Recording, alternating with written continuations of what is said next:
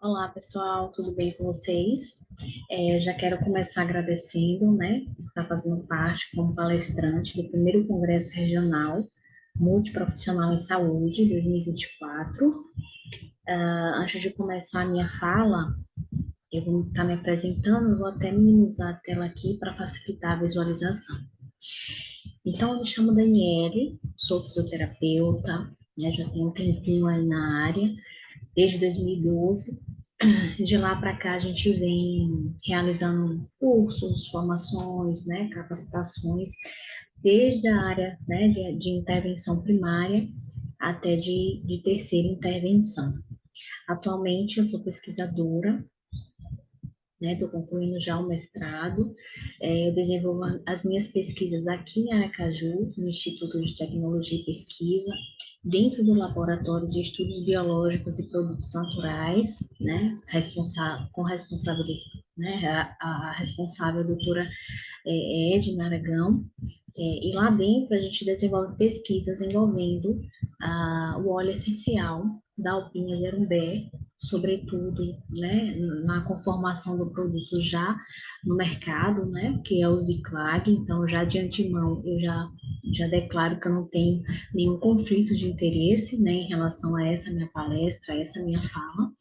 Então, no laboratório, a gente desenvolve pesquisas, sobretudo voltadas ao manejo da espasticidade no contexto de pacientes com síndromes piramidais, e particularmente nas minhas pesquisas, eu me detenho aos pacientes na condição, né, crônica do AVC, tá? É, e faço parte do grupo GFIS aí, vinculado ao CNPq. Então, pessoal, para esse congresso, né, multiprofissional em saúde, eu trago como uma temática, e o objetivo aqui não é sanar todas as dúvidas e sanar todo o conteúdo, obviamente, mas nessa breve fala, trazer um pouquinho sobre os estudos qualitativos, né, que é o meu nicho de pesquisa que está voltado atualmente. E dentro desse contexto, trazer um pouco sobre como a utilização de softwares tem crescido no meio das pesquisas e tem facilitado muito os processamentos de nossos dados qualitativos. Então, eu dou título a essa palestra com a importância dos estudos qualitativos e possibilidades da utilização de softwares. Estamos em um congresso multiprofissional em saúde, dentro das pesquisas, portanto, então, na área da saúde. Então, o objetivo dessa palestra é apresentar noções iniciais sobre a pesquisa qualitativa e o uso de software no processamento de seus dados dentro da área da saúde.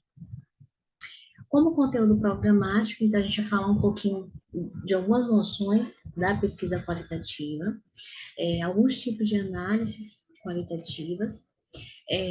A gente vai se ater dentro dos tipos de análise qualitativa, a análise de conteúdo, né, que é uma das principais análises, já me adiantando, que os softwares eles, né, utilizam.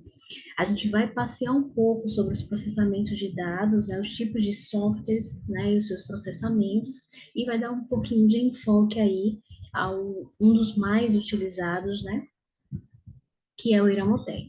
Depois a gente vai para as considerações finais, os agradecimentos e as referências. E aí, já que a gente vai falar, pessoal, sobre pesquisa qualitativa, né, e toda pesquisa envolve uma problemática, né, então eu já começo a minha fala perguntando o que é que seria pesquisa, né, e para responder essa pergunta, eu trago esse artigo de Clark e Castro, que é de 2003, né? Aparentemente, né, o artigo aí já tem o que mais de 20 anos, mas é um artigo tão sucinto e ao mesmo tempo tão objetivo que nas minhas aulas, quando eu falo sobre pesquisa, eu gosto muito de começar falando sobre pesquisa, trazendo um pouco da contextualização que esses autores eles trazem para a gente. E aí, eu montei, né, essa nuvem de palavras para ilustrar um pouco as características principais da pesquisa, né? E a pesquisa ela está em toda parte. né? Desde a nossa parte lá, né, enquanto infantil, né, até a nossa formação acadêmica, enquanto profissionais da área da saúde, a pesquisa ela norteia as nossas condutas terapêuticas, né, nossa melhor forma de manejo, né, e dá implicações aí no prognóstico dos nossos pacientes. Então, a pesquisa ela está em toda parte. Mesmo aquelas pessoas que não estão vinculadas diretamente com a pesquisa, de algum modo, dentro da sua vida profissional, né, se maneja, né, se usa aí de pesquisas para poder nortear suas condutas aí dentro do seu cenário de atuação profissional. Então, a pesquisa, pessoal, ela nada mais é e se fundamenta na descoberta daquilo que é novo. Eu não sei se vocês conseguem visualizar o cursor do mouse aqui. Então, a pesquisa, a base da pesquisa é descobrir aquilo que é novo, né? E ela parte em si a partir de uma problemática inicial, né? Sobre aquilo que não foi estudado ainda. O ideal realmente é isso, né? Que a gente procure alguma pergunta de medicação que não foi, né, mencionada ainda na literatura, e ainda que foi mencionada na literatura, que ela é passível de outras discussões que não foram discutidas ainda, né? Então, a pesquisa, ela fundamenta-se a partir de uma curiosidade, né? A descoberta daquilo que é novo. E aí eu já me adianto em falar que para resolver nessa pergunta de investigação, a gente tem que partir de pensamentos mais simples e aí a gente evolui com pensamentos mais complexos, né? E essa ideia, né, é interessante a gente falar porque dentro das nossas revisões, dos nossos referenciais teóricos, a gente precisa fazer uma revisão que é constante, né? Porque a pesquisa, ela se molda, né? Ela é cíclica, né? Ela muda a cada dia, né? O pesquisador tem essa expertise de estar sempre atualizando as suas referências, né? Então ela nunca ela é conclusiva. E um outro ponto interessante é que toda pesquisa, todo problema de pesquisa, toda pesquisa em si, ela deve trazer um retorno social, né? Então o que é que eu sugiro sempre para os meus alunos? Para que sempre que forem escolher, né, um tipo de tema, né, escolha um tema que de fato vai trazer alguma relevância para a sociedade, porque a gente faz pesquisa para a sociedade. E nessa linha de raciocínio de fazer pesquisa para a sociedade, isso implica em contextos éticos, né? Então, se a gente faz pesquisa para a sociedade, independente do que ele resultado, né, seja ele positivo ou negativo, ele deve ser publicado, ele deve ser exposto para a sociedade, porque a gente faz a pesquisa para a sociedade, tá? A pesquisa ela não é feita, pessoal, de qualquer forma, né? E isso é uma informação que é trazida de forma histórica, né? Então, aqui a gente tem três grandes nomes, né, que estão envolvidos diretamente no processo de pesquisa, né? Galileu Galilei, Francis Bacon e René Descartes. Galileu Galilei, isso lá no século XVI, ele deu a ideia aí de experimentação, né? Então, poxa, sabiamente, assertivamente, ele falou, não, para que a gente possa pesquisar e isso ser de fato reconhecido e validado, a gente precisa experienciar, experimentar isso. Então, a ideia de envolver cálculos matemáticos e experimentação veio com Galileu Galilei. Na sequência, Francis Bacon, ele complementou as ideias de Galileu Galilei e falou, bom, além de experimentação e cálculos matemáticos, a gente precisa agora observar a evolução daquilo que a gente está experimentando, tá? Partindo aí do método indutivo já com Francis Bacon. E aí, em seguida, veio René Descartes, complementando as ideias, né, dos cientistas, né, do método dos cientistas que desenvolveram o método científico em si, né, anteriores a ele. Ele vem com a ideia de problematização e dá uma importância à metodologia da pesquisa. Então, para René Descartes, o problema da pesquisa ele deve ser sim passível de ser respondido e ser fragmentado quantas vezes forem necessárias. E aí, já na contemporaneidade, Ele traz a importância do processo de redução, da metodologização. Então, as pesquisas, elas precisam ser configuradas de um modo que ela possa ser replicada, né, em contextos diferentes, em contextos diversos. Então, a metodologia, ela tem que ser bem estruturada. Experimentação, quantificação, então aí a gente entra na questão dos modelos de amostra, né? Isso é muito mais comum para pesquisas quantitativas do que qualitativas, né? Mas a gente vai ver que na qualitativa isso também é importante a gente destacar. As formas de análise, né? Então, a descrição como foi feita as análises de todos aqueles dados que foram coletados também é de fundamental importância, e as generalizações. Então, será que aquele problema ele conseguiu ser respondido, né?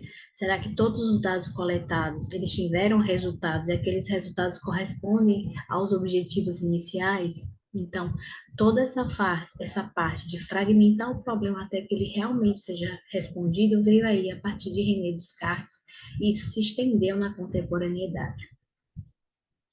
As etapas da pesquisa, pessoal, elas envolvem aí, portanto, o planejamento. Então, como eu falei anteriormente, a gente não faz pesquisa de qualquer forma, então a gente precisa pesquisar, mesmo os trabalhos, né, os textos que a gente considera assim, não mais simples, mas em comparação aos pré-clínicos e, enfim, as revisões integrativas e revisões de literatura, elas precisam sim ter uma metodologia estruturada, né, portanto, ser planejada, para que seja passível de, a gente fala exequível, né, passível de execução, e, portanto, ser divulgada. Então, o processo de pesquisa envolve sim obstáculos e envolve sim superação. E aí, se necessário for, voltar às etapas anteriores para que fique de forma cada vez mais bem estruturada, tá?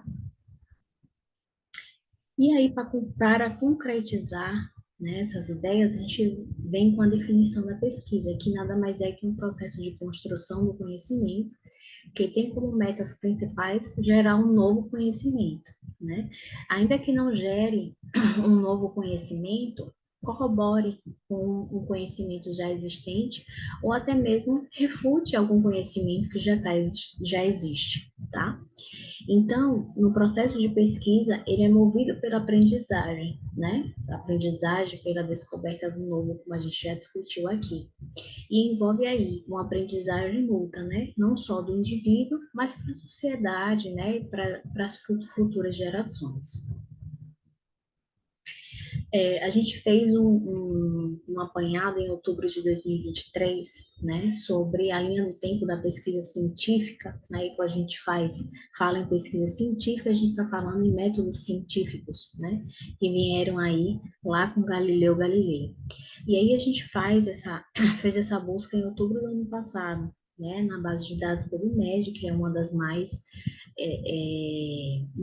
se não a maior, né, base de dados aí em termos de qualidade de materiais, né, a serem pesquisados. E aí a gente fez a busca com essas duas palavrinhas, né, essa associação entre scientific e research. E aí, ao longo dos anos, o que a gente percebe? Lá em 1855, eram apenas 72 pesquisas. A gente está falando de pesquisas bem estruturadas, de qualidade, tá? A gente não vai se ater a números aqui, mas a gente traz essas numerações para a gente ver e pesar a importância de como a pesquisa ela tem crescido ao longo do tempo, né? Observe que nos últimos anos, né, nos últimos 3 anos, os números giram em torno de 920.594. E apenas até outubro, que foi quando a gente fez a pesquisa, né? Até outubro do ano passado, já eram mais de 200 mil. Quando a gente faz a mesma busca, né, com os mesmos descritores, né, dos últimos 3 anos, né, agora na base de dados Science Direct, que é outra base também extremamente, né, importante de peso, a gente gera alguns gráficos, esse, por exemplo, é um gráfico de pizza, e a gente consegue visualizar, né, uma visualização melhor da distribuição entre as áreas, né, da pesquisa científica. Observe que nessa corzinha aqui, né, mais escura, a gente tem 17% do total das pesquisas em torno aí das áreas de medicina e odontologia juntas, né? 14% já nesse amarelinho aqui a gente tem a área de ciência ambiental e em terceiro lugar, em termos de quantitativo de pesquisa, a gente tem aí a área de bioquímica, genética e biologia molecular, tá? E aí, pessoal, a pesquisa científica ela pode ser dividida em dois grandes grupos, né? A pesquisa ela pode ser quantitativa e a pesquisa qualitativa. A gente coloca as duas em paralelo para ficar mais fácil de se compreender. Então, aqui a gente tem ó, a pesquisa quantitativa. Tem uma base aí do positivismo, né? Está envolvido os dados numéricos, né? Dentro das principais formas de análises, né, estatísticas, e é feita aí com base na determinação, né, numa ação mais descritiva a partir desses números. Já a pesquisa qualitativa, ela envolve construtivismos, os dados aqui são dados não numéricos, então aqui a gente está falando daquilo que a gente consegue através de entrevistas, de questionários, né, dos diários de campo, né, dos roteiros, das próprias observações. São os tipos de dados não numéricos que se enquadram dentro da pesquisa qualitativa. Os questionários, a gente vai falar mais para frente, então eu já estou me adiantando, por se tratar de algo muito mais objetivo no sentido de ele ser tão bem estruturado e muitas vezes, na grande maioria das vezes, se não todas, validado, ele traz uma perspectiva mais quantitativa, né? Em termos, se a gente for comparar com os relatórios e as entrevistas, que é o que é mais utilizado na pesquisa qualitativa. E são fontes de interpretação. Ah, Daniele, se a gente for para comparar, né, qual é a mais relevante, né? Hoje, está muito bem clara a importância e o peso das duas grandes áreas de tipos de pesquisas, né? E hoje já se fala muito em estudos do tipo quali e quantitativo, na ideia de que um complementa o outro. Quando a gente faz a linha do tempo da pesquisa qualitativa, né, e a gente faz a associação desses descritores, né, qualitative research, a gente vê que as pesquisas qualitativas, elas começaram lá em 1912. Só que eram números bem simplórios, né? Uma pesquisa, duas, três, quatro. Um aumento significativo das pesquisas qualitativas, elas datam aí na década de 80. Observe que lá na década de 80 eram cerca de 8 mil, pouco mais de 8 mil pesquisas, né? E isso veio crescendo ao longo do tempo. E até outubro de 2023 já passaram mais de 25 mil pesquisas qualitativas. Então a gente nota o quanto que vem crescendo e a importância desse tipo de pesquisa na ciência, né? Quando a gente faz essa mesma pesquisa na base de dados Science Direct, né, nos últimos 3 anos, a gente observa que a conformação gerada nesse gráfico de pizza se assemelha muito à conformação anterior. Observe que a maior parte das pesquisas qualitativas, repito, até outubro de 2023, 22% delas estavam na área de medicina e odontologia, né? Em segundo lugar, com 13% em engenharia, e em terceiro lugar, ciências sociais, com 11%. Existia uma situação chamada de revolução qualitativa, e os precursores disso foi Delcy e Lincoln, lá em 2006. Então, é relativamente recente, né, falar sobre pesquisa qualitativa. Nesse estudo aqui de Augusto, ele traz, né, as características principais do, do marco teórico de 2007, né, a 2011, né, sobre os principais artigos que foram apresentados, né, dentro do contexto da perspectiva qualitativa, e ele traz as informações que são extremamente interessantes, né? As pesquisas qualitativas, elas entendem os fenômenos e suas descrições, então é um tipo de pesquisa que está muito mais próximo ao fenômeno, né, ao local de acesso daqueles dados do que a pesquisa quantitativa. O que leva em consideração é a importância dos discursos e dos seus significados, ou seja, o que é que aquelas falas daqueles participantes estão querendo expressar, qual o sentido delas. Então, isso implica em buscar na fonte, diretamente na fonte, os dados, e esses dados serão não numéricos, como a gente viu anteriormente. Então, os dados, eles são descritivos e passíveis de interpretações e inferências, e eles expressam várias manifestações ali, né? Então, por isso que muitas vezes se fala em dados, né, mais subjetivos, porque eles vêm com uma carga de várias interpretações ali, análise por indução dos dados e outras características que devem ser levadas em consideração, né? A gente vê muitos artigos aí ditos qualitativos que não têm tanta qualidade assim, né? Existem vários critérios que estão envolvidos na análise e nos processos de metodologia, materiais e métodos da pesquisa qualitativa, tá? Então, se tem na quantitativa, isso não vai ser diferente para a pesquisa qualitativa. Então, a gente tem algumas características interessantes que esse artigo ele traz. Por exemplo, credibilidade. Então, aquilo que você buscou pesquisar deve passar confiança para o leitor. Transferibilidade, foi aquilo que a gente falou sobre a metodologia estar tão bem estruturada que ela é passível de ser reproduzida em outros contextos. Confiança, né, se realmente aqueles resultados eles expressam os dados que você coletou, confirmabilidade, explicitação metodológica, então quantas partituras forem necessárias você realizar dentro do processo de materiais e métodos, faça para que seja mostre, né, demonstre de forma bem clara que o seu problema, como o seu problema foi resolvido, tá? Então isso é trazer a metodologia de forma bem explícita, bem caracterizada, e a gente tem várias referências aí de acordo com a sua temática a ser seguida, né? E a relevância que a gente falou anteriormente. Então, sempre que for escolher um tema, escolha um tema de pesquisa que seja relevante para a sociedade, uma vez que a gente faz pesquisa para a sociedade, tá?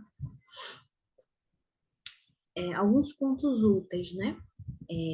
O método de coleta, né? Então, eu falei anteriormente para vocês que o questionário, embora ele esteja aqui como um tipo de coleta qualitativa, ele se aproxima muito mais para a quantitativa, porque ele envolve perguntas fechadas, também pode envolver perguntas abertas, mas na maioria das vezes ele está tão bem estruturado e validado que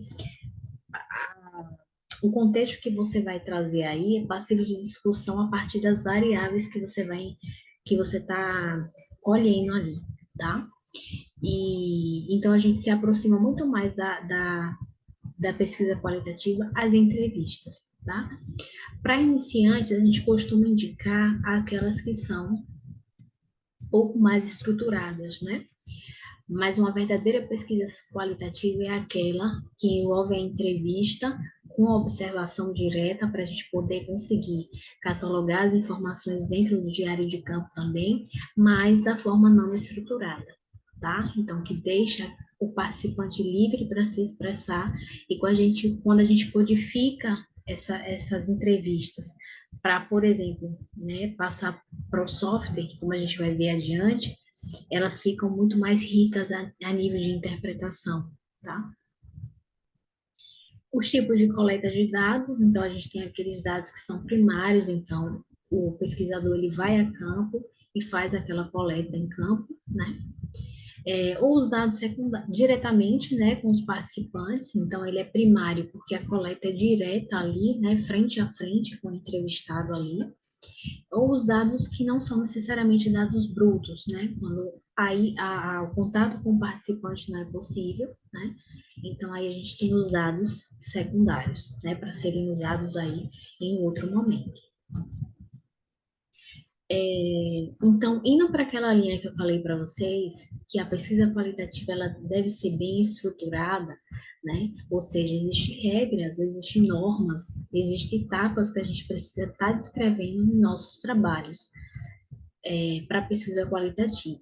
Algumas revistas elas já pedem, né, que as etapas elas venham descritas de acordo com o consolidado do COREC, que na verdade é uma lista de 32 itens, né, que é utilizada para pesquisas qualitativas, tanto aquelas voltadas à intervenção, como aquelas de grupo focais também, né? Então, é como se fosse um checklist, pessoal. Aqui a gente tem 32 itens, é um artigo de 2007 de Tong e colaboradores, mas que é muito utilizado. Várias revistas, como eu falei, elas pedem, né, que toda a estrutura do trabalho eles sigam esses itens, sigam essas etapas. Então,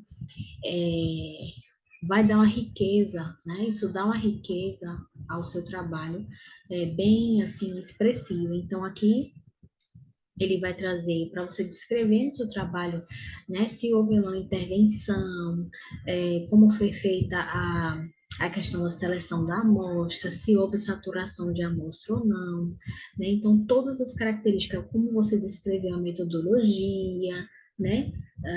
Então, todas as informações que o artigo qualitativo ele precisa, né, desde o início lá, né, da problemática, né, como você descreveu a problemática, até o final, como você considerou os resultados.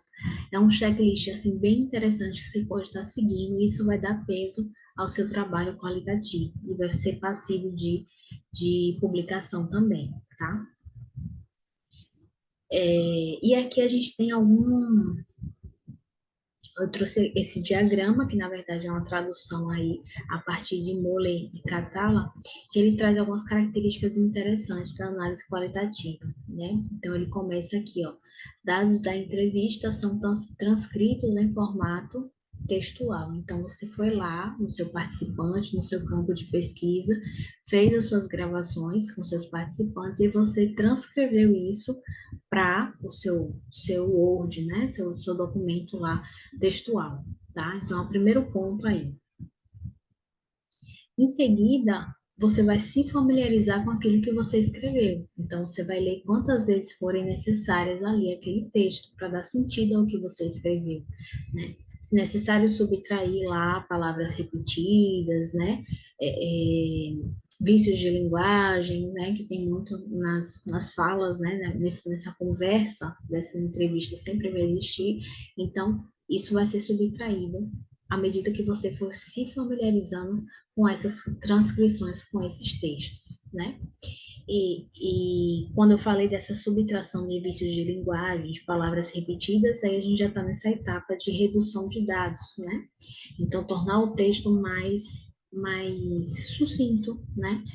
Mais pontual, mais objetivo, a partir dessas gravações iniciais, né? Isso é interessante nos seus trabalhos, nos seus artigos, né? Que seja representado de forma visual, né? Isso dá uma ludicidade ao trabalho, isso chama a atenção do leitor. Então, é interessante que se use métodos visuais para visualizar, né? Como ficou aí ao final dessas transcrições, né, dessas falas aí. Vocês vão observar muito os estudos qualitativos que sempre vêm as falas, né, dos participantes, né, e é a partir delas que você vai trazer as inferências, né, trazer as correlações com o referencial teórico e vai trazer as suas discussões nesse sentido. Então, também faz parte desses métodos visuais de visualização aí no estudo qualitativo. E aí vem a parte do cruzamento das ideias, que é aquilo que o paciente ou o participante trouxe para você através das falas, o sentido daquelas falas, e você nomear aquelas falas de acordo com o que existe no referencial teórico, que é uma das partes mais dinâmicas e, ao mesmo tempo, é a parte mais desafiadora, né? Você dá nome às categorias, né? Que você precisa categorizar essas falas. E esses nomes que você vai dar remeter a contextos do referencial teórico para você justificar aquilo ali. Essa é a grande expertise, né, da pesquisa qualitativa. Ah, e aí você finaliza em desenvolver temas, né, com histórias coerentes para ilustrar as descobertas. Então, na verdade, o tema da sua pesquisa ele sempre vai ser revisado, né? Nunca um tema inicial vai ser o tema final. Então, depois que você consegue fazer toda essa trajetória, você faz aí as revisões, né, todo esse conteúdo, e aí você chega aí a um tema, né, que muitas vezes o tema focado no seu principal resultado. Essa é uma grande expertise também para dar um título interessante nos seus trabalhos, né, que o resultado principal ele venha com um título. Isso é uma grande expertise e muitas pessoas elas não sabem, né? Os tipos de análise qualitativa, de que a gente tem a análise do discurso, e aí tem uma referência de Orland, de 2012. A gente tem outro tipo de análise qualitativa, é a Grand Theory, de Gleisi e Strauss, de 1967. E a gente tem a análise de conteúdo de Bardan, de 2011, tá? Essa Grand Theory, ela é muito utilizada nas pesquisas, né, na área de psicologia, tá? Ela fica entre as duas e, na verdade, é uma mescla das duas, né? A análise do discurso também é utilizada também na área das pesquisas sociais, mas para a utilização do software, a gente utiliza mais a análise de conteúdo de Bardan, que é o que a gente vai adentrar um pouquinho agora. Nesse artigo de Sampaio, que é um artigo recente, eles trouxeram esse grafo, né, para expressar a importância e a evolução dos estudos qualitativos no Brasil a partir de pesquisas, pesquisas na base de dados Cielo, né? Então eles viram ao final, né, no marco teórico aí grande, né, desde o início das pesquisas até 2019, que boa parte das pesquisas qualitativas usam como método de análise a análise de conteúdo de Bardan, né, e todos os seus manuais, desde o manual de 1977 até o mais recente, que é o 2011, né? Minayo aqui, ele fica em segundo lugar. Então, boa parte das pesquisas brasileiras, conforme, né, esse artigo, pegando esse concatenado aí desde o início até 2019, traz aí a importância e o crescimento não só da pesquisa qualitativa na área de ciências da vida, como na área de ciências humanas, e fazendo menção a Lawrence Bardan e todos os seus, né, as suas versões aí de textos desde de 1977 a de 2011.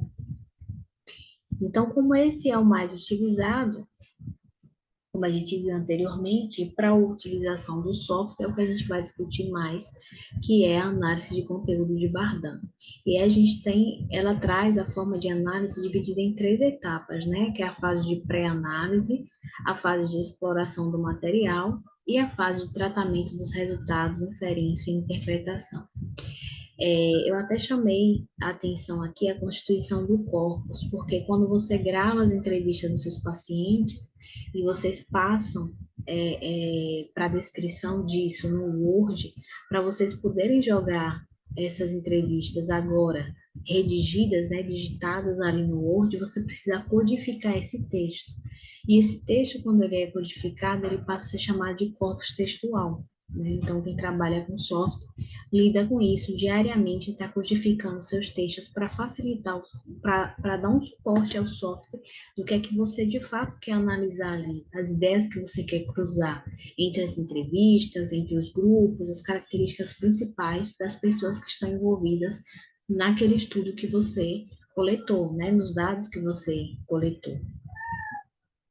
E eu chamo a atenção ainda para essa fase de exploração do material, né? Porque é nessa fase que vão ser criadas categorias, né? É nessa fase que você vai dar nomes às classes que vão surgir de palavras a partir da repetição das mesmas nos discursos dos participantes. E o software ele vai entrar exatamente nessa fase de exploração do material, tá?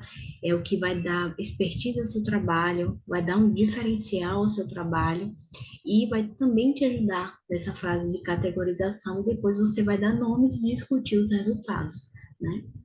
Junto com um referencial teórico que você vai ter embasado, tá? E aí, gente, aqui eu trago alguns tipos de softwares, né? Nessa revisão de scope de Santos, que é uma revisão, né, extremamente indicada para leitura e até eu indico para vocês, né, de 2017 de Santos, ele traz um apanhado geral dos principais softwares utilizados para o processamento de dados qualitativos. E aí a gente vê, ó, o Atlas TI em primeiro lugar, o NVivo em segundo lugar e o Alcest e o Iramotec ficando aí em terceiro lugar.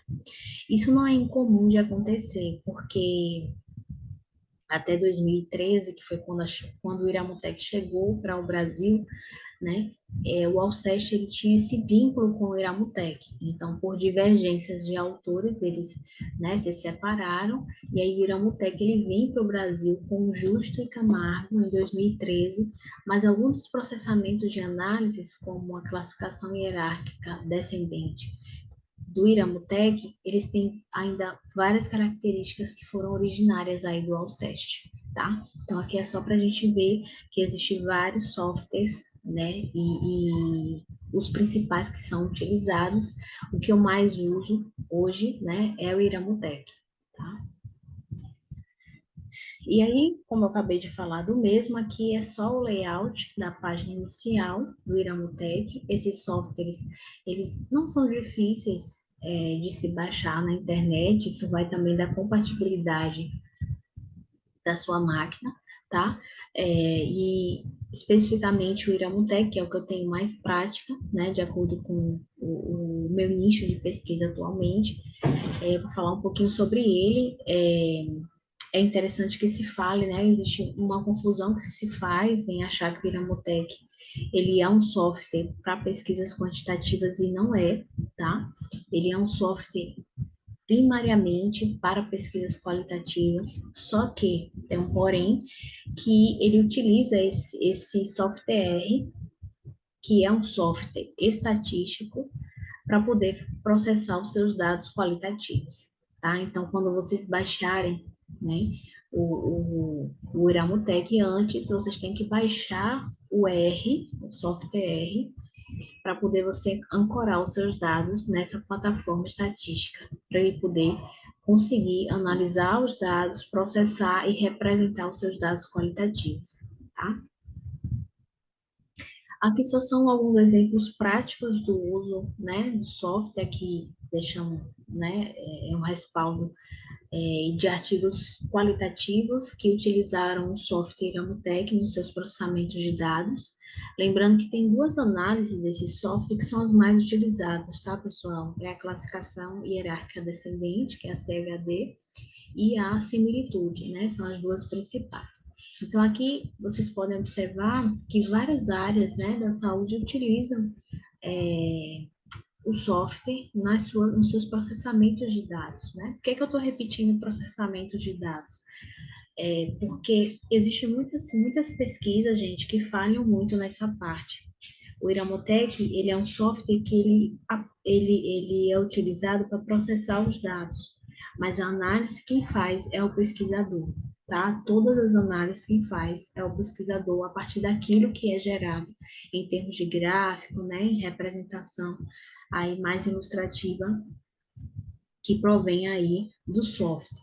Então aqui a gente tem, ó, um estudo do pessoal de Feira de Santana, né? Um estudo de 2020, um estudo recente, voltado a chikungunya. Eles utilizaram a classificação hierárquica descendente do Iramutec e eles perceberam a importância aí do suporte familiar aí nesses contextos de chikungunya, né?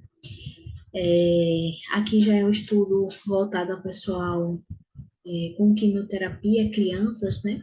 especificamente sobre as percepções do cuidador, né, dessas crianças com câncer, tratadas aí com quimioterapia, utilizaram também, né, a classificação hierárquica e a similitude. Eles viram que o suporte do cuidador, o suporte familiar tem um peso aí, além da espiritualidade, né, do pensamento positivo nesse cenário aí de doença, né.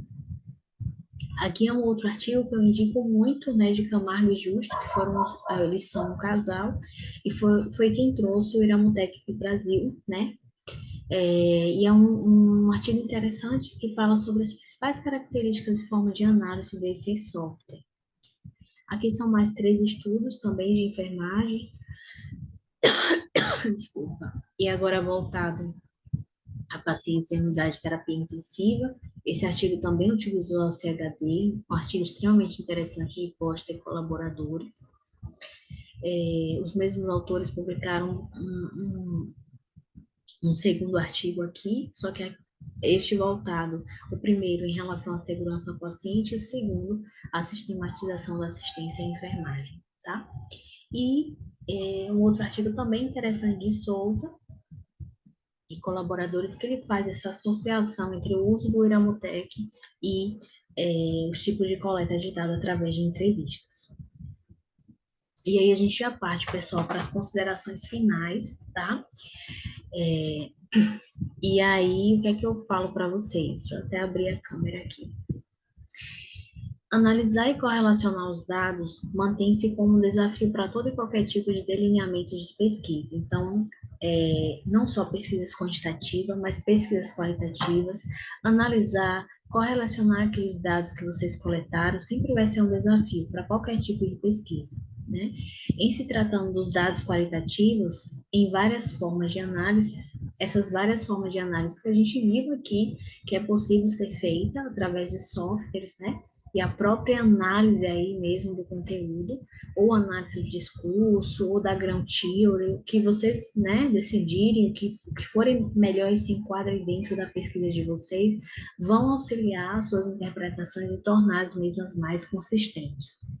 E a utilização de software como mecanismo de apoio à pesquisa qualitativa, eles são utilizados para auxiliar o tratamento dos dados, mas eles jamais, pessoal, eles vão substituir o papel do pesquisador, tá? E aqui ficam os meus agradecimentos, certo? Então, eu agradeço, né, a Universidade Tiradentes, a qual presta um vínculo, né, como bolsista integral, né, junto à CAPES, ao CNPq, por conta da minha vinculação com o grupo de estudos GFIS, ao Instituto de Tecnologia e Pesquisa, a qual eu desenvolvo as minhas pesquisas, né, dentro do Laboratório de Produtos Naturais e Biológicos, sob coordenação, né, e orientação da professora Edna, a CAPES e ao Programa de Pós-Graduação em Saúde e Ambiente, tá? Aqui são algumas das referências, e aí eu deixo os meus contatos, estou à disposição, né? Através das diversas redes sociais para qualquer dúvida, esclarecimento. E aqui fica o meu agradecimento, espero que vocês, eu possa ter, né, de algum modo contribuído aí com o conhecimento de vocês, e aproveite as demais palestras e a gente se vê. Um abraço.